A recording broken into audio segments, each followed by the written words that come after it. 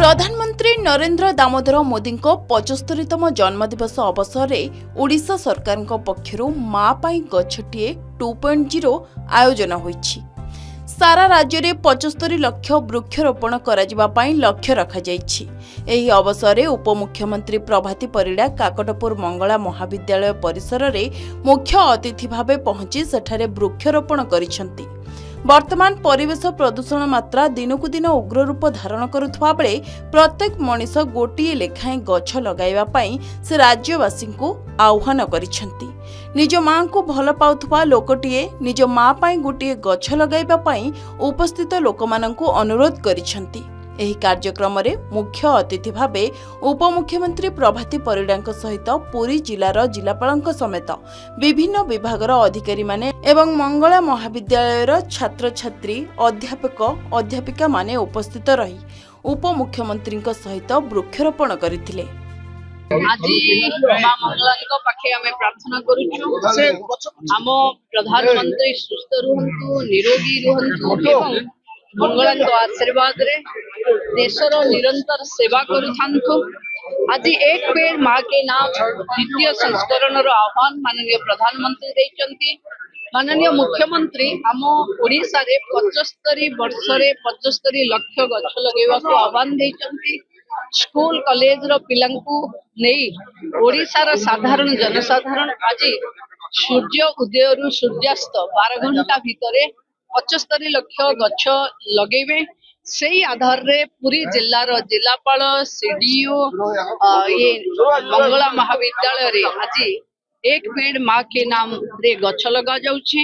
आज हमर एक पेड़ माँ के नाम 2.0 एक मास प्लांटेशन ड्राइव होती पूरी जिले में एथे आम पाखापाखि 2,60,000 रु ऊर्ध्व प्लांटेशन करुचु। वृक्षरोपण होउछि विभिन्न जगार होउछि विभिन्न डिपार्टमेंट मिसिकी एटाको करुछंती यथा forest department WCD school and mass education agriculture department समस्त टार्गेट हिसाब से समस्ते आज वृक्षरोपण करुछंती एवं एथरे समस्ते एका संगे आमे मिलिकी एक टीम वर्क आमे करुछु।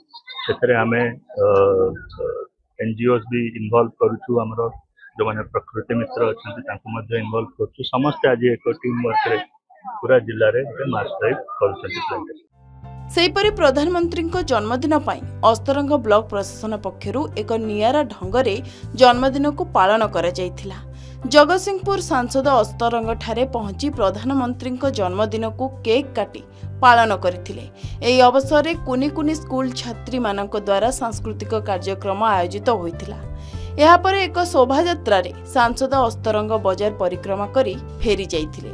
दलीय कर्मी माने अस्तरंग निकट भौरिया नदीबंधरे एही शोभायात्रा रे जाई नदी पठारे हेंताल मंजी रोपण करिबा सहित बनी केरुआ करंज भली लुणा जंगल सृष्टिकारी चारा को नदी पठारे रोपण करथिले। ओडिशा अनेक समय रे बात्या सुनामी भली सामुद्रिक विपर्यय को सम्मुखीन हेउछि। ओडिशार उपकूल अंचलर लोकमानकु सुरक्षा देबा पई ए लुणा जंगल एकमात्र सुरक्षा प्राचीर बोली आयोजन करिथिबा कार्यकर्ता कहिसंती। आज आमर आदरणीय प्रधानमंत्री नरेंद्र मोदी को तांको जन्मदिन अवसर रे हार्दिक स्वागत करुचु, शुभेच्छा जनाऊँ, अभिनंदन जनाऊँ।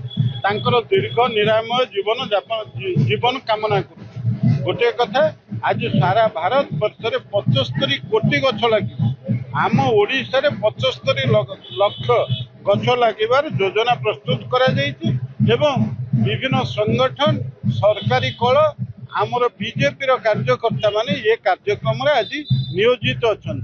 ये विभिन्न कार्यक्रम सहित ये जो वृक्षरोपण कार्यक्रम आज स्थानीय संगठन सबुज शाखा एवं पर्यावरण जो अभियान आज दुईटी संगठन मिसिके कार्यक्रम हाथ को नहीं विशेष भाव में धन्यवाद दूचे।